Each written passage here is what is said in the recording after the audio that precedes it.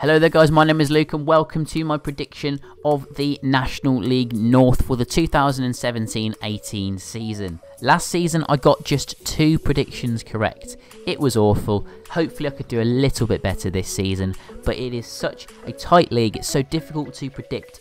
There are 7 or 8 teams that could win the league this year. That's how open this league really is. So let's get straight into the preseason predictions, starting at the bottom of the table. So someone's got to finish bottom.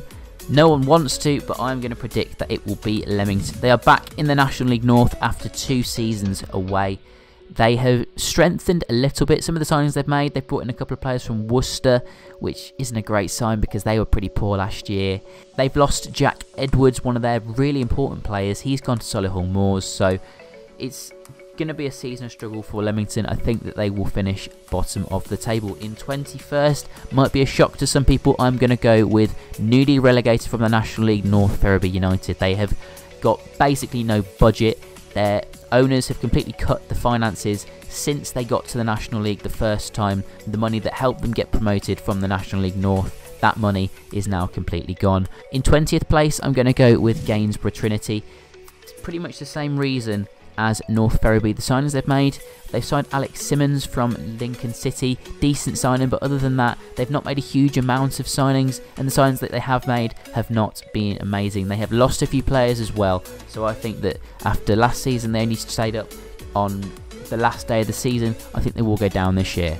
In 19th place I am going with Curzon Ashton. They've lost Ryan Hall and Matty Warburton, 2 important players. They've both gone, so I think they're going to finish a bit lower than they did last year, down in 19th. But they're one of those teams that has a brilliant team spirit. In 18th, I'm going with AFC Telford. Now, this is one that could definitely be very wrong come the end of the season because they have just got new owners, they have just appointed a new manager, but it is a manager that has never managed before. He is totally unproven, so I don't know how it's going to go. And there's rumours of them becoming like a feeder club to Wolves. In 17th, I'm going with FC United and Manchester. A team that really, they have made some good signings, but so is everyone pretty much in this league this season. Everyone pretty much has strengthened. In 16th, I'm going with Spennymoor Town, signing some good players again. They had a very good squad last year. They've signed the likes of Ryan Hall from Curzon Ashton. Good signing. In 15th is Alfreton. Now, I thought that they would be finishing a lot higher after their when they had new owners a couple of months ago and they signed Craig Disley from Grimsby. They were linked with a lot of big players, and these signings, they never seem to happen. The signings that they have made since, they've been okay, but they've not been at the same level as Craig Disley. In 14th is Tamworth, a team that is dropping down from finishing a lot higher last season. That's simply because they have lost Danny Newton, their striker, who scored around 30 goals last season. They relied on him to finish so high in the table, and with him going to Stevenage in League 2, it's a massive blow for them. Where are they going to find those goals from next season? I'm not too sure. 13th is Bradford Park Avenue. Mark Bauer, excellent manager, got Guiseley out of this league a few years ago. He's made some good signings, bringing a lot of ex-Guiseley players over Yorkshire to Bradford. So I think that they will finish in a better position than they did last season, because second half of last season they were decent. First half, with their old manager, they were pretty awful. And Mark Bauer, much better manager. I think he's going to do quite well with them. In 12th, I'm going for Blyth Spartans, the highest place out of the 3 promoted sides to the National League North. I'm putting them there because they've got some excellent players, but will they adapt to the National League North seamlessly? I'm not sure. But I'm interested to see how well Robbie Dale does at this level. He's a player that is probably one of the best players in non-league, but he stayed with Blyth because he has a full-time job and doesn't want to leave that and wants to stay with Blyth. He's one of the few players that's got a huge amount of loyalty in non-league, and it's great to see, and I'm looking forward to seeing how Blyth do next season. In 11th, I'm going with Boston United, a team that has made a lot of signings. They've brought in 10 players so far, and I definitely think that they are stronger than last year, although some of the players that are signing for teams higher in the table are, in my opinion, still better than Boston's signings, so that's why I'm putting them in 11th. In 10th is going to be newly relegated side Southport, a club where there's a massive divide between the fans and the owners.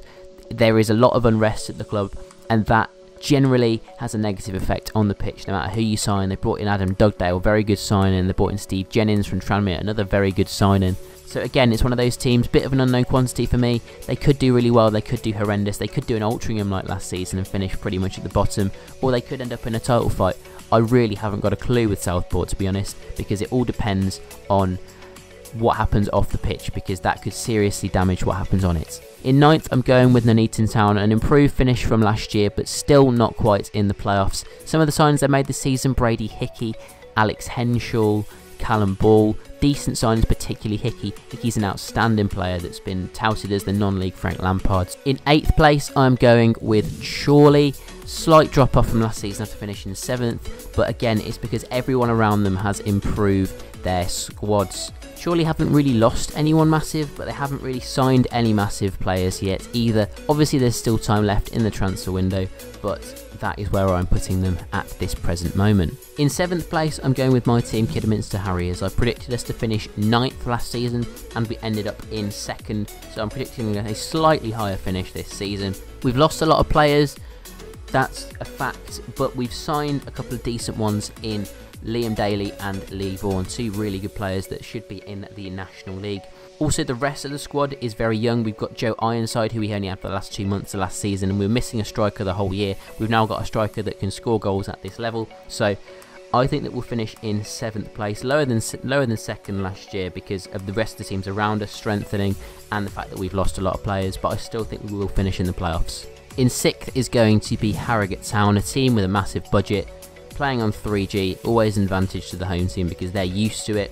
The signings of the likes of Ryan Fallowfield and James Belshaw, the goalkeeper from Tamworth, are decent. In 5th is Brackley Town, the dark horses, in my opinion, for next season. Sign the likes of Jack Byrne and Danny Lewis from Solihull Moors, adding to pretty much their entire squad is ex-Solihull Moors. That's their main recruitment strategy. They think, right, who are we going to sign? Who have Solihull Moors got that we can poach and give more money to?